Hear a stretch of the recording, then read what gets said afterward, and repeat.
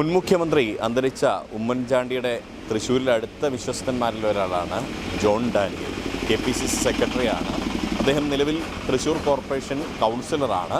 ഇത്തവണയും അദ്ദേഹം ജനവിധി തേടുന്നുണ്ട്. സ്വന്തം തട്ടകമായ പാട്ടുരായ്ക്കലിൽ നിന്നാണ്. പക്ഷേ കഴിഞ്ഞ തവണ BJP ജയിച്ച ഈ സീറ്റ് പിടിച്ചെടുക്കുക എന്ന വലിയ ദൗത്യമാണ് പാർട്ടി അദ്ദേഹത്തെ ഏൽപ്പിച്ചിട്ടുള്ളത്. ജോൺ ഡാനിയൽ ഇപ്പോൾ കേരള വിഷൻ ന്യൂസിനൊപ്പമുണ്ട്. ജോണേട്ട, വലിയ ദൗത്യമാണ്. കാരണം ഇത് BJPയുടെ കയ്യിൽ നിന്ന് ഇത് പിടിച്ചെടുക്കണം, മാത്രമല്ല ഭരണവും പിടിച്ചെടുക്കണം LDFൻ്റെ കയ്യിൽ നിന്ന്. തീർച്ചയായും തൃശ്ശൂർ കോർപ്പറേഷൻ ഭരണം പിടിച്ചെടുക്കണം. അതുപോലെ തന്നെ ആ ഭരണം പിടിച്ചെടുക്കണമെങ്കിൽ ഇതുപോലെയുള്ള BJPയിൽ നിന്നുള്ള വാർഡുകൾ തിരിച്ചു പിടിക്കേണ്ട ഒരാവശ്യതയുണ്ട്. ജനാധിപത്യ ചേരിയിലേക്ക്, മതേതരത്വ ചേരിയിലേക്ക് പാട്രേക്കൽ ഡിവിഷനെ കൊണ്ടുവരിക എന്നുള്ള വലിയ ശ്രമകരമായ ദൗത്യമാണ് ഞാൻ ഏറ്റെടുത്തിട്ടുള്ളത്. തീർച്ചയായും ജനങ്ങളിൽ നിന്ന് ലഭിക്കുന്ന പ്രതികരണം വളരെ ആശാവഹമാണ്. നേരത്തെ കൗൺസിലർ ആയിരുന്നതുകൊണ്ട് തന്നെ അവർക്ക് പരിചയപ്പെടുത്തേണ്ട ഒരു ആവശ്യകത ഇല്ലാത്തതുകൊണ്ട് തന്നെ വളരെ നല്ല രീതിയിലാണ് അവർ സ്വീകരിക്കുന്നതും വോട്ട് ചെയ്യാമെന്ന് പറയുന്നതും. ഈ പാട്രേക്കിൽ നേരത്തെ കൗൺസിലർ ആകുമ്പോഴാണ് പ്രളയം വന്നത്. അന്ന് രക്ഷാപ്രവർത്തനമൊക്കെ വലിയ വാർത്തയായിരുന്നു. തീർച്ചയായും ഈ പ്രളയം എന്ന് പറയുന്നത് ആ കാലഘട്ടത്തിലെ മുഴുവൻ ജനപ്രതിനിധികൾക്കും, ഞാൻ ഉൾപ്പെടെയുള്ള മുഴുവൻ ജനപ്രതിനിധികൾക്കും പിന്നെ ഇടപഴകാനും ജനങ്ങളെ സുരക്ഷിത സ്ഥാനത്തേക്ക് ഉൾപ്പെടെ എത്തിക്കുവാൻ പാട്രേക്ക് ഡിവിഷനിൽ പ്രളയത്തിൻ്റെ വലിയ കെടുതികൾ ഉണ്ടായിട്ടുള്ളൊരു ഡിവിഷനാണ്. തൊട്ടടുത്ത ദേവമാത സ്കൂളിൽ 15 ദിവസത്തിലേറെയായി ക്യാമ്പുകൾ, ദുരിതാശ്വാസ ക്യാമ്പുകളുണ്ടായിരുന്നു. ഇവിടെ നിന്നുള്ള പല ആളുകളെയും രക്ഷിച്ച് ക്യാമ്പുകളിൽ എത്തിക്കുവാനും അവരെ രക്ഷപ്പെടുത്തുവാനും ഒക്കെ ഈ കഴിഞ്ഞ പ്രളയകാലത്ത് അവസരമുണ്ടായിട്ട് അതൊക്കെ ഇപ്പോൾ ജനങ്ങളുടെ അടുത്തേക്ക് ചെല്ലുമ്പോൾ അവർ വളരെ നന്ദിപൂർവ്വം അവർ സ്മരിക്കുന്നുണ്ട്. ഈ തൃശ്ശൂർ എന്ന് പറയുന്നത് കോർപ്പറേഷൻ എന്ന് പ്രത്യേകിച്ച് കോൺഗ്രസിൻ്റെ വലിയ ശക്തി കേന്ദ്രമായിരുന്നു. പക്ഷേ കഴിഞ്ഞ തദ്ദേശ തെരഞ്ഞെടുപ്പിൽ തുല്യ നിലയിൽ വരികയും കോൺഗ്രസ്സുകാരനായിരുന്ന ഒരാൾ വിമതനായി മത്സരിച്ച് അദ്ദേഹം മേയർ സ്ഥാനാർത്ഥിയായി പിന്നീട് LDFനൊപ്പം ചേരുന്ന ഒരു സാഹചര്യവും ഉണ്ടായിരുന്നു. അതിനെ പാർട്ടി എങ്ങനെയാണ് വിലയിരുത്തുന്നത്? ഒരു സംഭവിക്കാൻ പാടില്ലാത്ത ഒരു രാഷ്ട്രീയ സാഹചര്യമായിരുന്നു. കാരണം ശ്രീ MK വർഗീസ് മേയറാകുന്ന സാഹചര്യം എന്ന് പറയുന്നത് അവിടെ വർഗീസ് റിബലായി അദ്ദേഹം മത്സരിക്കുന്ന ഒരു സാഹചര്യമുണ്ടായിരുന്നു. സ്വാഭാവികമായും 24 എന്ന ബാലൻസിങ്ങിൽ ഇടതുപക്ഷവും UDFും എത്തിയപ്പോൾ 25-മനായി ശ്രീ വർഗീസ് ജയിച്ചു വരികയും 25-ൻ്റെ പ്രസക്തി ആ ഘട്ടത്തിൽ വളരെ പ്രാധാന്യമുള്ളതായി മാറുകയും ശ്രീ വർഗീസ് മേയറായി തുടരുന്ന ഒരു സാഹചര്യമാണ് ഉണ്ടായത്. പക്ഷെ അതൊരു തൂക്ക് ഭരണസമിതിയായിരുന്നു. അതുകൊണ്ട് തന്നെ അതിൻ്റെ എല്ലാ ന്യൂനതകളും ആ ഭരണസമിതിക്കുണ്ടായിരുന്നു. ആകെ ഉണ്ടായിരുന്നൊരു നേട്ടമെന്ന് പറയുന്നത് ശ്രീ MK വർഗീസിന് 5 വർഷം മേയർ കസേരയിൽ ഇരിക്കാൻ കഴിഞ്ഞു എന്നുള്ളതല്ലാതെ മറ്റൊരു നേട്ടവും ജനങ്ങൾക്ക് ഈ ഭരണസമിതിയെ കൊണ്ട് ഉണ്ടായിട്ടില്ല എന്നുള്ളൊരു യാഥാർത്ഥ്യമാണ്.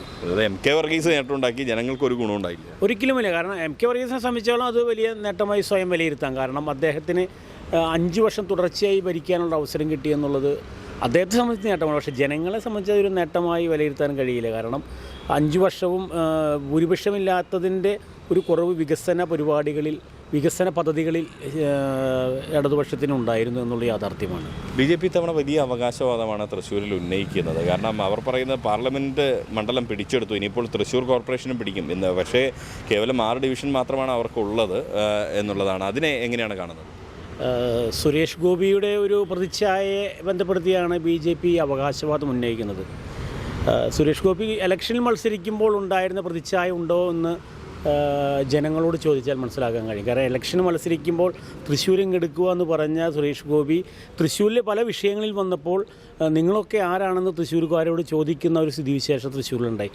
ഛത്തീസ്ഗഡിൽ ഉൾപ്പെടെ ക്രൈസ്തവ സന്യാസിനിമാർക്ക് നേരെ അക്രമം ഉണ്ടായപ്പോൾ അദ്ദേഹത്തെ കണ്ടില്ല. തൃശ്ശൂരിൻ്റെ പല വിഷയങ്ങളിലും അദ്ദേഹത്തിൻ്റെ സാന്നിധ്യം ഉണ്ടായിരുന്നില്ല. ഇത് എൻ്റെ ഒരു രാഷ്ട്രീയ ആരോപണം മാത്രമല്ല, ജനങ്ങൾ വിലയിരുത്തിയതാണ്. അതുകൊണ്ട് തന്നെ BJPക്ക് അത്തരമൊരു അവകാശവാദത്തിൽ ഇത്തവണ റിസൾട്ട് ഉണ്ടാക്കാൻ സാധിക്കില്ല. ആ കഴിഞ്ഞ റിസൾട്ട് ഇത്തവണ അവർക്കുണ്ടാക്കാൻ സാധിക്കില്ല. BJPക്ക് നിലവിലുള്ള സീറ്റ് വർദ്ധിപ്പിക്കാനും കഴിയില്ല. നിലവിൽ കോർപ്പറേഷനിലുണ്ടായിരുന്ന സീറ്റിൽ നിന്ന് വളരെയധികം അവർ പിന്നോട്ട് പോകുന്ന ഒരു സാഹചര്യമുണ്ടാകും. ഇത്തവണത്തെ കോർപ്പറേഷൻ ഇലക്ഷനിൽ BJP തൃശ്ശൂരിൽ നാമാവശേഷമാകുന്ന ഒരു രാഷ്ട്രീയ ചിത്രം തെരഞ്ഞെടുപ്പിന് ശേഷം ഉണ്ടാകുന്ന കാര്യത്തിൽ ഞങ്ങൾക്കാർക്കും ഒരു സംശയവുമില്ല. ജനങ്ങൾ പലപ്പോഴും UDF വരണമെന്ന് ആഗ്രഹിച്ചാൽ പോലും കോൺഗ്രസിനകത്തെ ഈ ഗ്രൂപ്പിസവും വിമത ഭീഷണിയും ഒക്കെ വലിയ തലവേദനയാവുന്ന ഒരു സാഹചര്യമാണ് പലപ്പോഴും കാണുന്നത്. ജനങ്ങൾ ആഗ്രഹിച്ചാൽ പോലും അതിന് നടക്കാത്തൊരു സാഹചര്യം. ഇത്തവണ അങ്ങനെ ഒരു സാഹചര്യം എങ്ങനെയാണ് വിലയിരുത്തുന്നത്? ഈ വിമത ഭീഷണി എന്ന് പറയുന്നത് കോൺഗ്രസ്സിന് മാത്രം അലട്ടുന്ന ഒരു പ്രശ്നമായിട്ട് ഞങ്ങൾ വിലയിരുത്തുന്നില്ല. ഇപ്പോൾ തൃശ്ശൂരിൽ തന്നെ CPMന് വിമത ഭീഷണി ഉണ്ടായിട്ടുണ്ട്. അവർക്ക് വിമത സ്ഥാനാർത്ഥിയുണ്ട്. BJPക്കും പ്രഖ്യാപിച്ച സ്ഥാനാർത്ഥിയെ, രാജീവ് ചന്ദ്രശേഖർ പ്രഖ്യാപിച്ച സ്ഥാനാർത്ഥിയെ കുട്ടംകുളങ്ങരയിൽ മാറ്റേണ്ടി വന്നിട്ടുണ്ട്. അങ്ങനെയൊക്കെ നോക്കുമ്പോൾ എല്ലാ രാഷ്ട്രീയ പാർട്ടികളെയും ഈ പ്രശ്നങ്ങളുണ്ട്. താരതമ്യേന കോൺഗ്രസിൻ്റെ മുൻകാല ചരിത്രം പരിശോധിച്ചാൽ ഇത്തവണ ജില്ലാ കോൺഗ്രസ് കമ്മിറ്റിയുടെ നേതൃത്വത്തിൽ നല്ല രീതിയിലുള്ള സ്ഥാനാർത്ഥി നിർണയമാണ് നടത്തിയിട്ടുള്ളത്.